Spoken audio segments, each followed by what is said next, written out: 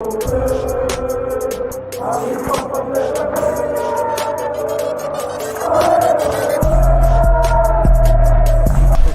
out to Kop-Ish. Shout out to Kopish, guys. Keep all the good work the up. two legends, Emil Heskey, Howard Gill. Can't get much better than that guy. Yeah. You know what to do now. Like, comment, subscribe. I'm with legends, guys. Kop-Ish.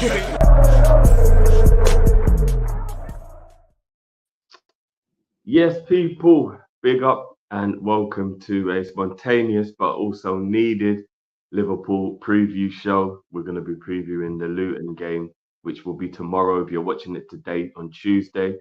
I've got my boy Jamie with me. What's going on, bro? Yeah, I'm doing good, man. I'm doing good. I'm looking forward to the game tomorrow, actually. And yeah, I'm looking forward to chopping this up. Yeah, me too, man. Me too. I've been meaning to get you on a preview for a while as well. So finally we managed to do it. Yeah. So that's good as well. Big up everyone who's watching. Make sure you smash the like button. The link to Jamie's channel will be in the description. If you don't already know, get over there and give Jamie a follow as well, people.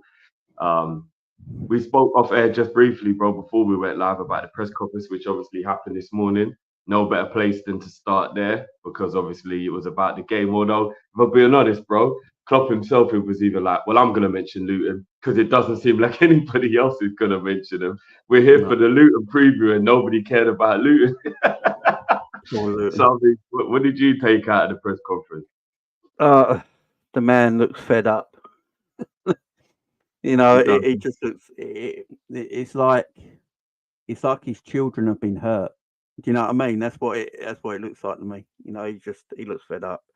You know, he knows what questions are coming, and I think he's sick and tired of doing press conferences and answering the same question every single week, and talking about injuries. And yeah, I think it's done. It's totally done in there, and he just looks shattered, tired, fed up. But yeah. It's interesting because all the injuries that we got, but there's two names he never mentioned with all the rumours going around online at the moment. So, and no one asked about him either, which is a weird one to me. Yeah, it's crazy, bro, because during the interview, one of the most standout points to me during the press conference, was when he got asked about Hodgson, and he was like, how is that man still doing it? Like, I look at him and I just think, what are you doing? And it makes you realize just how serious he is about giving up football. And again, he himself admitted maybe he'll miss it and he will come back. But in his mind, he's done. Like, he's done. He's like, I'm nearly 60 now. I've been involved in football my entire life because he was a player before manager. And he's like, and I think, Jamie, here's the thing, because obviously you're a family man yourself, Jamie. So one thing I respect about him, even though I'm going to miss him more than anything, is I love the fact that he's got a wife, he's got kids, he's got grandkids now that are starting to happen. And he's realizing, look, this is actually just football. And even though it's hard for all of us to comprehend it because we adore football so much, he's like, well, I can still enjoy football. I just want to be with my family now. I don't want to keep doing this week in, week out. And I love the fact that that makes him more human. And maybe that's why he's so like lovable as a character. Do you know what I mean? Because he can take himself out of football, even in the height of his greatness, and go, no, my family's important. So the hugs and all that, it's not fake. You can tell this aura of who he has. It's not a put on, because if he can love his family more than football, that says a lot. Because I think most of us would always pick football. Do you know what I mean? Like, no, I've got to keep going. I've got to be involved. I've got to think about what I enjoy. He's like, no, family, I'm away from them too often. I've got to go back now. So that was one of the things that I took away from it. Especially, like I said, he just thought, how is Hodgson still doing this? What is he, 80? Now, how is he still doing this? Like, crazy. I don't know. It's mad. Yeah, that is one thing I like. You got to love about Jurgen, that he does look like he treats the players like his kids as well, don't he? It's like one family to him. You know, he's got his actual family, and this is like his extension of his family. And I think that's how he is as a football manager in a way. He was at Mainz, he was at Dortmund. Like, the team that he's had are like an extension to his family, and you know, he feels the pain for him as well. And I just think, yeah, as you say, it's getting on top of him now, and he just that's why I don't go for all these conspiracy theories why Klopp's leaving and all this nonsense. The man tells me he's shattered and he's had enough. The man shattered and he's had enough. Do you know what I mean? And He just wants to go, and you can tell by his face as well. You know, look at a picture of Jurgen 4 years ago to today. He's aged considerably. So, yeah, the man looks like he needs to sleep. He just looks done, and he wants that. And he says he doesn't want to be an old doddery man with his family. You know, he's made his money. He says that he's made his money now. He's financially dependent for the rest of his life, man. Never needs to work again, and he can enjoy his family. I mean, he's 56, is he? So he's still a young man. So yeah, 55, 56, something like that. Yeah, so he can enjoy his life, man. He can go and him and the missus can go anywhere around the world. He's got grown-up kids. He's got little grandchildren. You know, football will always be secondary to family, always. The funny thing is, it's crazy because 55 or let's just say mid-50s is a really weird age, isn't it? Because you're still young enough to have fun and you're not old enough to call it a day yet. So you're still in. So he's actually retiring in a really perfect age, really, when you think about it. Do you know what I mean? That mid-50s, super rich, super successful, can be proud of everything he's achieved, has the respect of the entire world based on his achievements, but still young enough that if he wanted to, I don't know, maybe skydive, nobody would be like, oh, you're too old for that. Do you know what I mean? He's just right on that point of like, he can still have a bit of fun. And then, you know, in about 5 to 10 years time, once he's in his 60s, mid-60s, then it'll be like, right now it's only grandkid on the lap, watch TV kind of. So yeah, he's still going to be able to have fun for the next however many years. So as much as I'm going to miss him, I do respect it. And I think this press conference, as you said, it definitely shone a light on, he's had enough. And I think it might have something to do with the English pressure. I think maybe in another country, maybe he wouldn't be as big of a deal. But I think because, as you said, we're doing a press conference about Luton. He's here for Luton and nobody's talking about Luton. He's like, you lot ask me the same questions every week. I'm sick of this shit. Do you know what I mean? And I'm not going to lie, I get bored listening to the question because I can see his face when they're asking it and he's thinking, you're asking me the same. You asked me this last week. Why are you asking me the same stuff? These guys are proper, wealthy, professional journalists. Can they not come up with a few better or more like the questions are terrible. questions? Do you know what I mean? The questions are terrible. They don't even ask him questions that might actually make him think about a response to come back with. You know what I mean? It's so repetitive, the questions. Like they're getting paid for this job, and I sit there sometimes thinking, I've just written down 7 questions that are more intelligent than what you just asked him. You know, So weird, isn't it? But yeah, look, I personally feel like with Klopp that if he didn't feel like the way he did and everything was good and he felt healthy and fit and ready and firing, I don't think he'd ever actually leave Liverpool. I think he would just kept signing contract after contract after contract because the tightness he's got with this club. But the fact that he feels like, nah, I'm feel done. Good for him. I'm happy for him, man. I'm happy for him. I don't actually want people try and force him to stay either because it wouldn't be the right thing. Let the man leave. Let the man leave. Let the man live his life. He's been great for us. Go down as one of the greatest of all time. We'll talk about him to our kids and stuff like that. Like everyone talks about Shanks. I've said it. I think Jurgen Klopp is Liverpool's modern day Bill Shankly. You look what Shanks did for Liverpool when he came to Liverpool in '59, and look what Klopp did for Liverpool. That same sort of thing, brought them back from the dead, making bastions of Europe again. Yeah, he's Liverpool's modern day Bill Shankly. Yeah, no, I totally get where you're making that comparison. I really do, especially when you think about the mark that will hopefully be left for the next manager.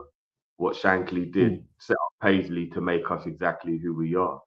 And hopefully, if we get the appointment right, which we all hope it will be, I'm not going to mention his name because I'm sick of talking about it, but he could quite possibly take the mantle from Klopp and then he could maybe go on to that next level of, achieving more than what Klopp did. Not being better than Klopp, because again, that's one of the things people have been like, oh, Paisley, Shankly. I don't really think Paisley was better than Shankly. Like, but he achieved more.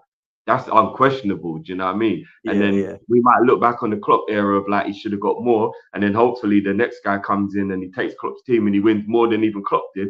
And it won't be is he better than Klopp? It'll be he's off of what Klopp created. So it's like exactly. You know what I mean? Klopp's the carpenter. Klopp's the carpenter. He's built the table, and now everyone can eat. Yeah, That's basically. that's what he's done, and like that table will last forever, sort of thing. And the new manager, that's what happened with Shankly. And would Paisley have done what Shankly did? Probably not. But then it gave the opportunity for Shankly to come along, Fagan, Dalglish, all these legends to come after him because of what he built. And it's going to be the same with Jurgen. Fingers crossed.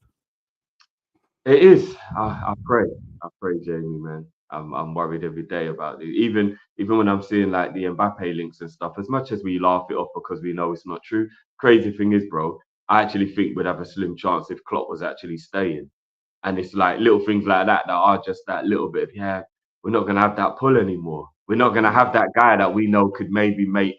Because even Soboslai was pretty much a dream. Klopp even said it himself during the Rio Ferdinand interview. He said, I didn't think we had the funds, but I wanted him. And as soon as I realized we had the money, I said, get me that guy. So, and obviously Soboslai's already admitted Klopp and Gerrard are the reason why he came. So it's like those little things you're like, we're going to be losing that to go and buy those type of caliber of players. Maybe the new manager will bring that with him, but there's very few people I think attract a player to the club like Klopp. Yeah.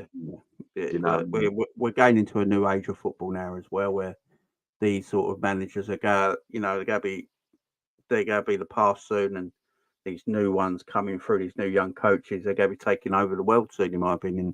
And if we get the one in that we all want, we all know his name, I think he will have big respect to this football club straight away and the players here already. I actually think if he comes in, people like Virgil and that will look at it and go, I'm signing my new deal because I want to play under him. I've been watching his team, see the way he plays. I can see something about him. So, yeah, fingers crossed.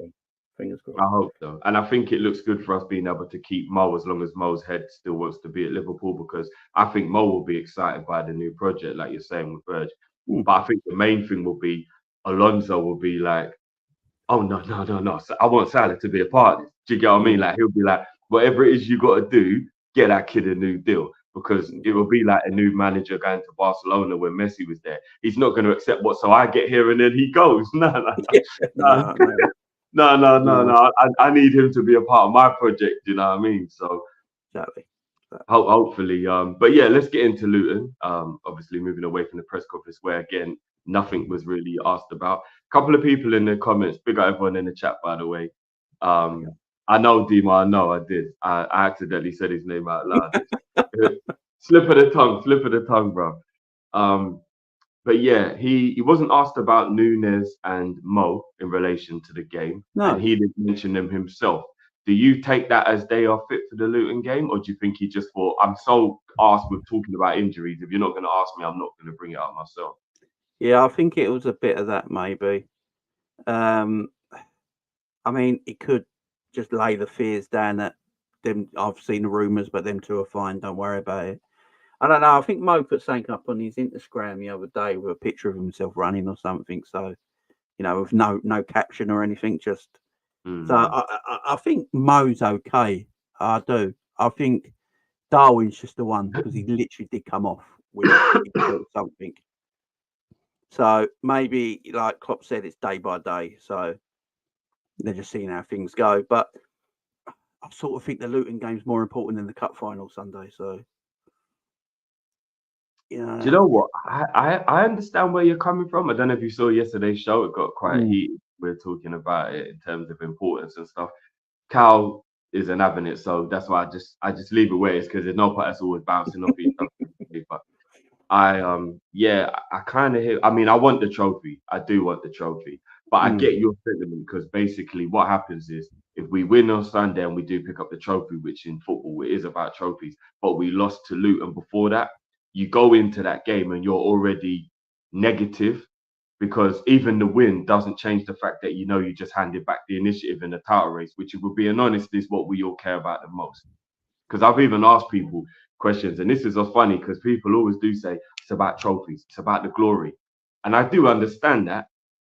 And that's why they want all 4 trophies, because it's about the glory. But then I say to them, all right, well, you can win the cup treble, or you can just win the Premier League. And if they take their bias away from, I want all 4, no, this is the rule. You either have the league or you have the cup treble. They're all picking the league, which is only 1 trophy, and the cup treble is obviously 3. And it's like, well, if it's all about trophies and the glory, why are you picking this one over this? Because you know this one's going to mean more. So if we drop points to Luton and give the initiative to Arsenal, and we allow City to be back, you know, after their mistake, then what was the point in? Do you get what I mean? So Yeah, it's like, I get your what I'm thinking. I do get your thinking. That's how I'm looking at it. I'm looking at it as thinking like, so after the City Chelsea game, when City dropped points, their game in hand now, there will be a point behind us instead of a point in front of us. So if we go from tonight and they beat Brentford and they're a point behind us, and everyone's played the same games now, the actual title is now in Liverpool's hands because everyone's in the same point. Everyone's played the same games, and Liverpool got the point advantage.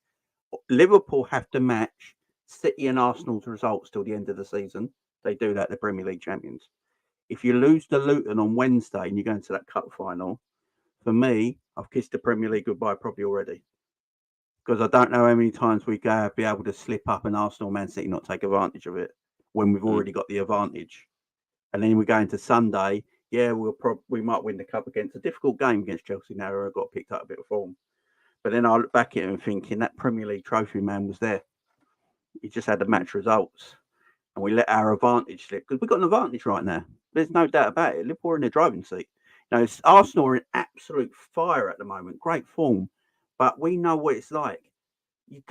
Liverpool went almost perfect in 2 seasons and still didn't win a Premier League. You know how frustrating that is. You know, we were winning 3-0, 4-0, 5-0, 4-0, 3-0, and the next week City would just get a 1-0 win and keep that point advantage. So it didn't matter what we were doing because they were still getting that. And I feel like Arsenal are like that at the moment. They're battering teams, but they're looking and thinking, still 2 points above us. You know, no, we're looking back. Yeah, we won 5-0, 4-0, but the season ends tomorrow. There's still 2 points ahead of us. So I want to keep that advantage for as long as we possibly can. Yeah, I hear what you mean. I'm just trying. I think it was the 21-22 season and the 18-19 season. We were pretty flawless and we didn't win the title. 97 and 93 points, wasn't it? Like, I'm not gonna lie, you're right. It was actually crazy that we did that well. We came away with nothing. I mean, at least we got the Champions League and the FA Cup during those seasons. But obviously, the Premier League was just there. And like you said, 97 points for not winning the league is absolute insanity when you actually think about it. And why do you think Klopp wants to leave? Like, what more can you do? Like 97 points and not winning the league, like, this is insanity.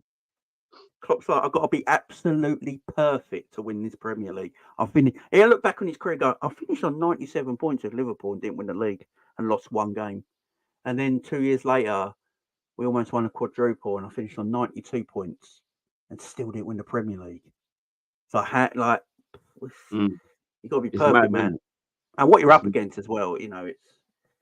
If I'm not mistaken, isn't it only Chelsea who've actually got more than 90 points in a title-winning Premier League season before Pep and Klopp did like? Yeah, Mourinho, wasn't it? Mourinho, I think it was the season Mourinho only conceded 15 goals. I think he got 95 points.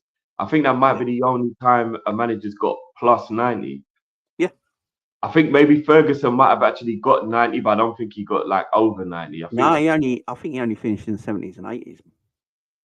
So that's crazy, isn't it? Even to think that Mourinho's the only other manager before this reign that was able to like comfortably get over 90 points. And that Chelsea team's one of the greatest teams that ever existed.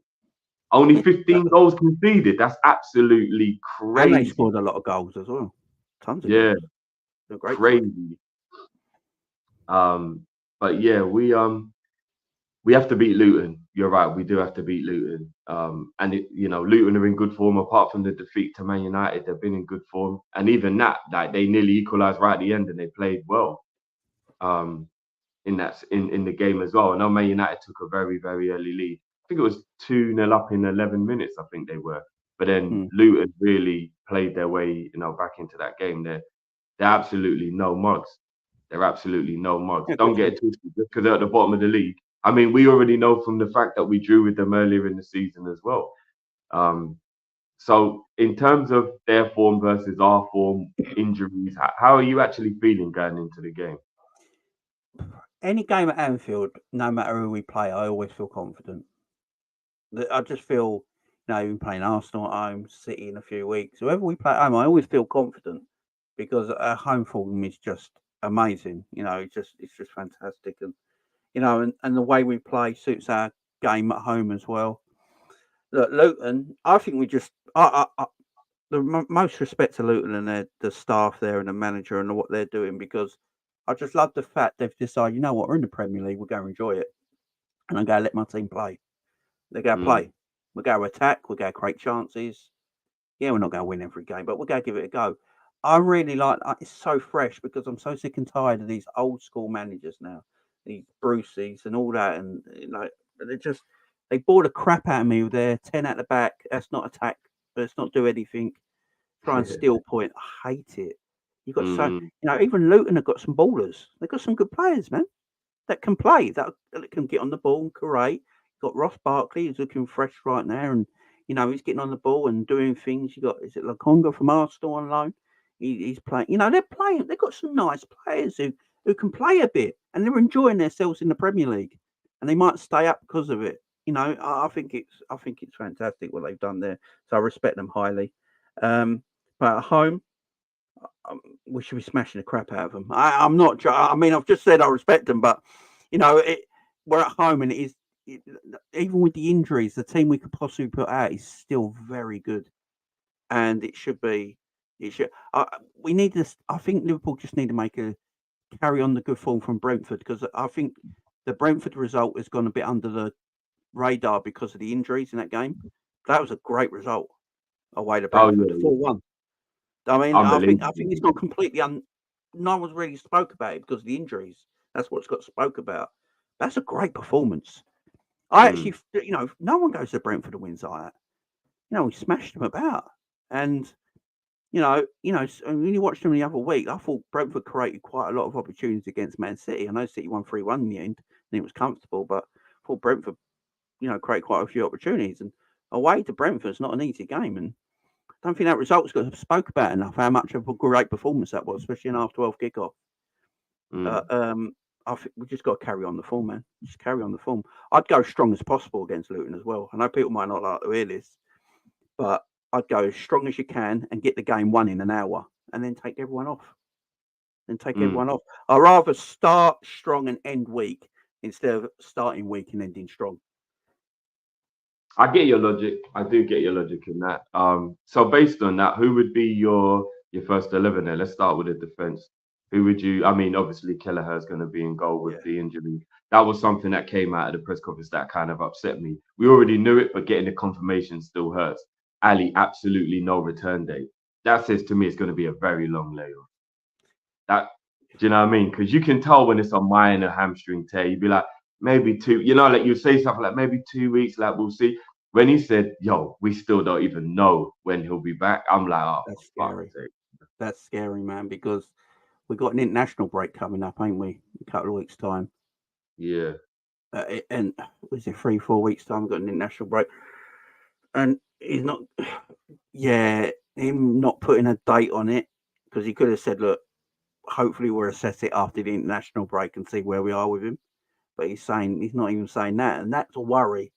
Because Klopp is sometimes a bit thingy with these injuries in press conferences. We don't really know where we stand, but him saying it's a worry. But with Kelleher, look, I think the last 2 games with Kelleher, we are seeing a player back to his old self in the last 2 games, and the Kelleher that we all rave about.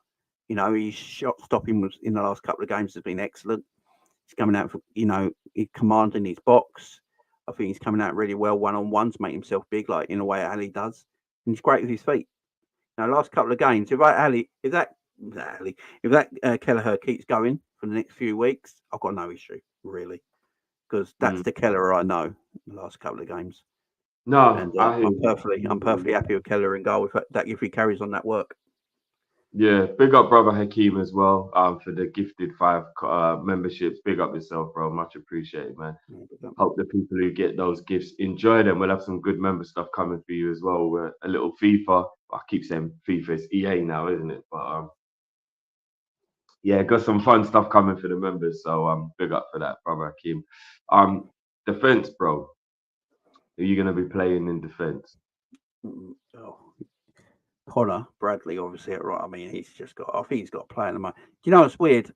We'll get to him in a minute, but my back four would probably be Connor Bradley,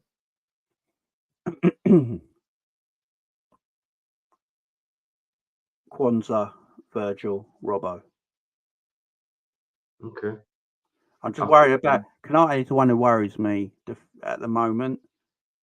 Not for his ability, just keeping him healthy because you need him for the big games. So, yeah, I would. Yeah, I'd probably put Kwanzaa because Kwanzaa don't worry me when he plays, and I think at home against Luton is a perfect game for Kwanzaa to come in for.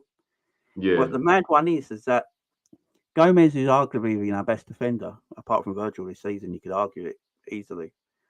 That he's sort of missing out now, which is a bit upsetting for him. But I just love Connor Bradley at right back. What he's giving us is mad. He's even doing the inverting thing now, looking comfortable. It's just, it's just crazy, man. It's just crazy, and I think you just play that kid. You just let him play, man. He's enjoying life at the moment, and you let him carry on, especially at home in Luton. I think it's perfect for him. And the crazy thing is that his actual natural role or position in football is a wing back, meaning if a certain manager does decide to play the three at the back with the wing backs, you've already got the player that's there for him already. You don't even have to worry. And he's quicker than I thought as well. I didn't realise how actual quick Bradley was. I think he's got quicker as he's got older, which does happen naturally because he's a lot quicker than when he first came into the team. He looks lighter on his feet than Trent when he runs.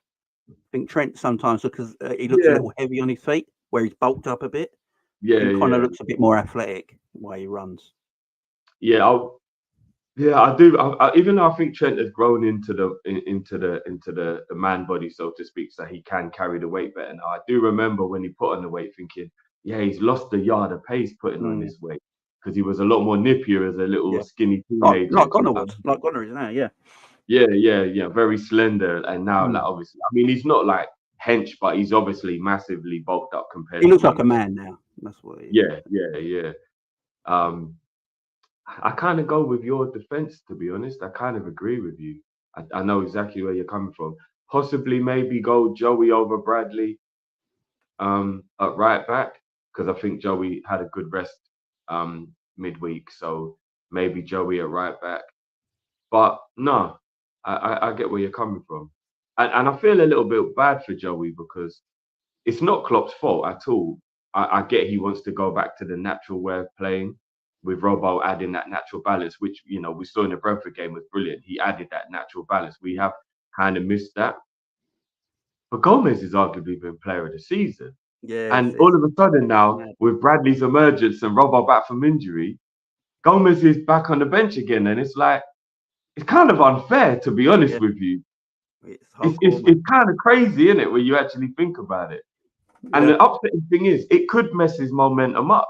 And then when he does play in maybe a few weeks' time or something, he might have a bad game, and it's because his whole momentum was taken away. So I'm feeling it for Joey at the moment. Still, I'm not even gonna lie. Like I am. But if you look at it like balance-wise, you got more width if you play Robbo and Bradley, ain't you? You just got that width and more creative and attacking opportunities in them wide areas because of them two.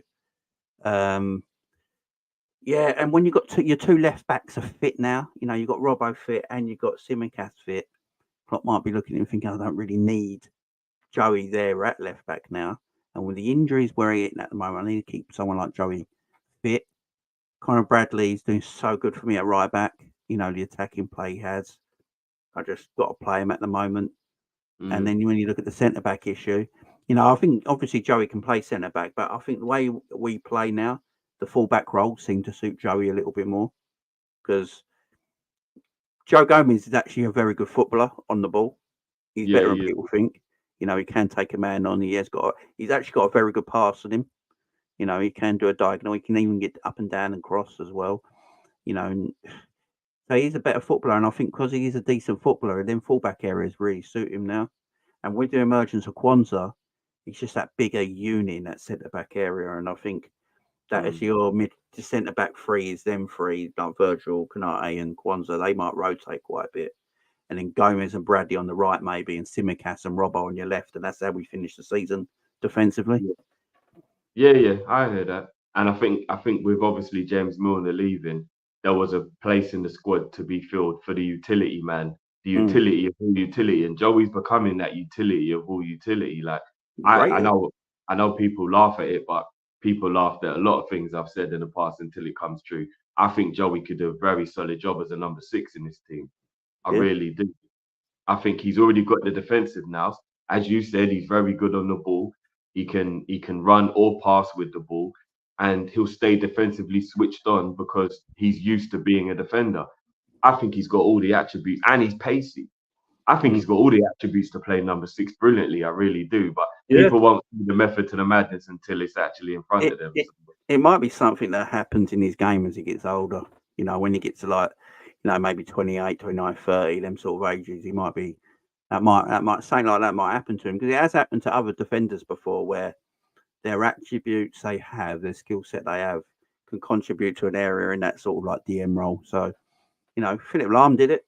You know, Philip Lahm went from fullback defender into that sort of number 6 role. And I'm not saying Gomez is on like Lahm's level or anything, but you know, the attributes that Gomez has got, why not? Why not? I think Joe Gomez's football IQ gets a bit underrated. I think he's got good defense. He's good footballing IQ, definitely. Yeah, no, he does. As Freedom was saying, he's definitely intelligent enough to do it. Like I said, man, Joey is a super underrated footballer. Again, you know, I didn't have to defend him. I wanted to defend him last season because I just thought it was crazy. People were saying he wasn't good enough. I just like a redemption story. That's all I like. You know what I mean? Oh, it's Long his live fitness. Joey. Once that man's fit, we've seen it before. Once he's fit, he gets a run of games. The same with Curtis Jones. Once he was fit and he had a run of games, you see the play they are. You see, and Curtis Jones is going to be a big miss in that midfield. In this market, you'd have to pay 60, 70 million to get a Joe Gomez. This market is crazy. How much are people like Kwanzaa and Conor Bradley going to save us in the future? You know what I mean? About 50 mil right there. If you continue. Exactly. You know, the way the transfers are these days, you know, they're saving us good money. And Joe Gomez, you say versatility. You know, you look at someone like Ake at Man City, you can play left back and centre back in them sort of versatility roles. And it's very important. Ake can play DM as well. Yeah, and it's very important to Pep. Pep always plays Ake. You know, he's always in that team, you know, in and around that team constantly. And Gomez, I think, is our version of that.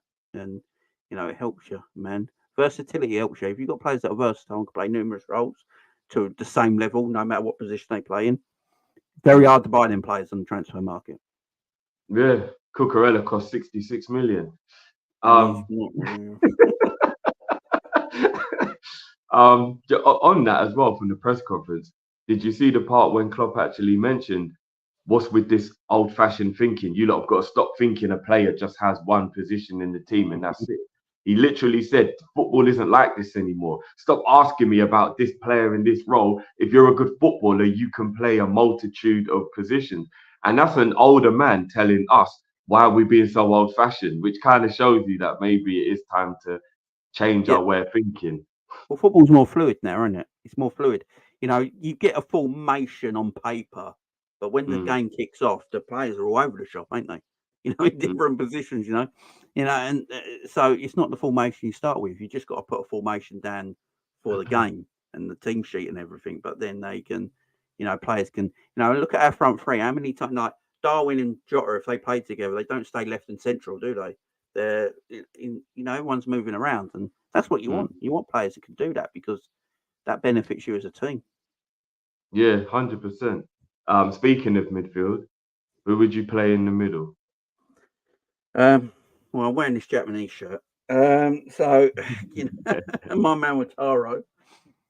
Endo has been fantastic since he's come to Liverpool, in my opinion. He took a while to get used to everything, which you can understand why. He's 30 years old, playing in Germany, coming to the Premier League. I think we all forget Fabinho took a while to bed into this Liverpool team. I think he played a couple of games when we bought him, then we didn't see him until November, if I remember rightly, with Fab. Yeah, and then he got it was a little while. And then he got into his groove and rested history. And I'm not saying Endo's Fab, but what he gives us is excellent balance in that midfield. And you know, is he the best DM in the world? No, but he's actually good at what he does. He's good at what Klopp wants to do, and that's getting hold of the ball, and moving it quickly. And he don't win many grand jewels, but what he does, he gets himself in the right position. You know, and he don't mind getting smashed either. Pause. And he don't mind taking a booking for us either. You know, last year I always got really annoyed that we were too nice. We always seem to be a bit too nice. You know, we'd let teams counter us. And, you know, you watch it with Man City and Rodri. How many times does Rodri make sure he's either going to win the ball or he's taking a man out and there's no counter attack? You know, and you can get back into defensive shape. That's what I like about Endo. And he's a technically good little footballer. So him in that number 6 area for me was where I'd keep him for a while. McAllister to the left of him. He looks fantastic at the moment. I mean, I think Goldbridge was talking about the other day when we're talking about Declan Rice a lot, 100 million from West Ham, but what he's done to Arsenal and all that, and the way Arsenal are going and the way everyone talks about him. No one talks about McAllister. Literally no one. 35 million from Brighton, and he's rejuvenated our midfield where we're in every competition on top of the league right now. Crazy. Tremendous signing, tremendous bit of business, plays multiple positions in midfield, never moans, never complains, gets on with his work. So, yeah, that'll be them two there and probably Gravenberch. I think this is a big time for Gravenberch now. He could really nail down his midfield position for till the end of the season now on that right-hand side. Big opportunity for him. I think the last game when he came on against Brentford, he looked up for it. He looked ready for it. And I think he knew because he's looking in thinking, right, quite a few midfielders are dropping out now of injury, got a cup final the weekend. This could be my spot. I'm going to take full advantage of it. And he was excellent against Brentford. So that'd be my midfield three. That'd be probably my midfield three with Harvey Elliott rotating as well, coming in. And maybe seeing Clark in some games as well, coming in and maybe as well, just to help the load. But yeah, that'd be my main three going forward till everyone comes back anyway. I agree with you on that one. I'm going to start the front three because I'm going to say something that people are probably going to think is wild, but I just want you to bear with me on this. Go for it. I would go for the front three: Diaz, Gakpo, Elliott. And I would let Mo only play 45 minutes at the absolute max in this game, but I would hope maybe you'd only need to play 20, 25. Yeah. I don't think you start Mo in this game when there's that little mini fear we had at the end of the game that after so long out, it was already 45 minutes is too much football already.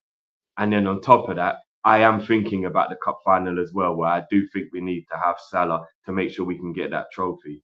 Mm-hmm. Then we've got the rest of the season. I don't want Mo starting this game. I don't want him starting this game. So I know it sounds a little bit crazy, but I don't want it. And again, with Núñez, even if he's fine, just give him a little bit of a break now, because he's been one of the main players ran into the ground during this absence of Salah. Like, it is so underrated how much work Núñez goes through in a game. It's why at the end of the game, as much as he should have finished it when he had that chance against Chelsea to make it 5, don't get me wrong, I get it. But the control was beautiful. He's in on goal. And then it looked like a tired finish to me. It didn't look like a player who was rubbish at finishing. It looked like a player who just absolutely ran his socks off for 90 minutes. And he was just knackered. He's still a human. So I think Núñez should be rested as well, even if he is fine. I'm praying he is okay. I think Luton is the perfect game for Gakpo to show what he's about, for Elliott to be rewarded with all of his performances with a start, and for Diaz to continue to be able to improve himself. And let's let the two key players in our attack, other than Jota, who's obviously out, which is Núñez and Salah, they are the key attackers in our team. Let them have a rest. If they get 20 minutes at the end for rhythm or whatever, I'm cool with it. But I want them guys rested for this game. Yeah, I get your logic there, to be honest. I do. I actually get your logic. I mean, Gakpo, when he starts in the way, with the Darwin situation, I was talking about this yesterday on my show, on my channel, about Darwin, and I think for Darwin, I'd rather him if he has got a muscle issue at the moment, he's just feeling it a little bit. Let him be an impact sub.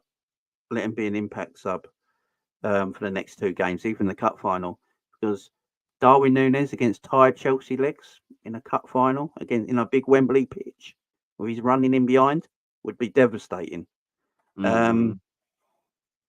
Mo, yeah, what you're saying about Mo's right, but I just wonder if Klopp plays him just to get him back in the team and get him ready for Chelsea. You know, just to find some sharpness to the Chelsea game, because if he's fit and available, he's starting that Chelsea game on Sunday. There's no doubt about that. But I just wonder if Klopp will play and just get some match time. But I'm with you with Harvey. Harvey deserves his chance. I'd rather Harvey start. I'd rather Harvey Elliott start in more of an attacking part of the game than in the midfield three. I think he's excellent coming off the bench and going into that midfield three when their legs are tired and he's got that energy and enthusiasm and technical ability that he has. But starting games, I prefer him in the more attacking area of the pitch. So maybe you can play him sort of like a floating 10 and you make Diaz and Gakpo come in as a 2 sort of almost, and then use the fullbacks in Robbo and Bradley to be the old-fashioned fullbacks they were for Liverpool. And the more attacking, creative side of it, keeping the width.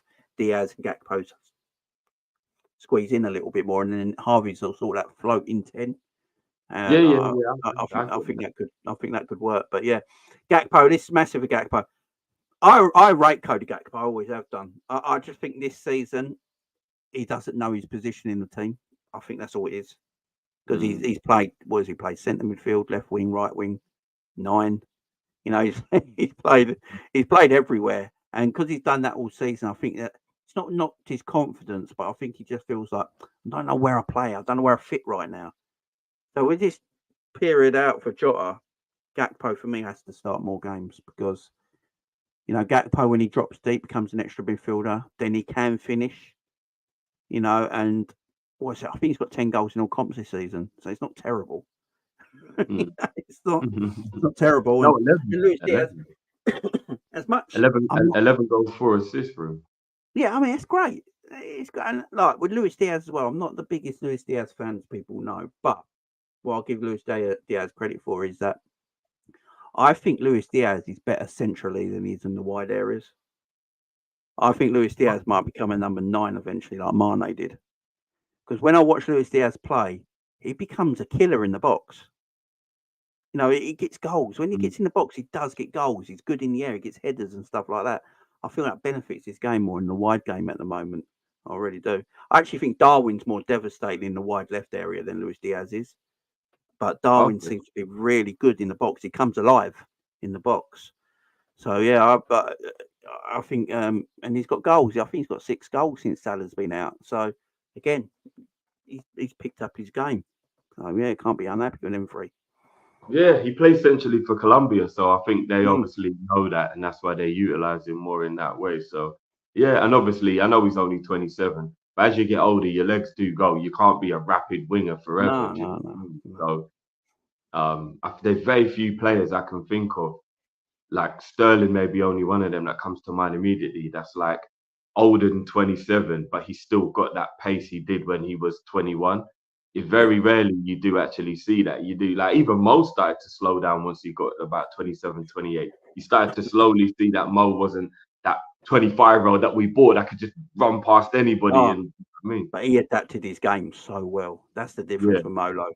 Mo just adapted his game and became almost. I think Mo's become a better footballer now. He's lost a bit of pace. Yeah. He's I look at Luis Diaz. At Luis Diaz and I feel like, now he's lost a little bit of pace. I think he's not quite as good as he was when he had that pace. So he just needs to reinvent himself a little bit, like Mo did, and become a more. And I think he can. You know, you get Luis Diaz in the box.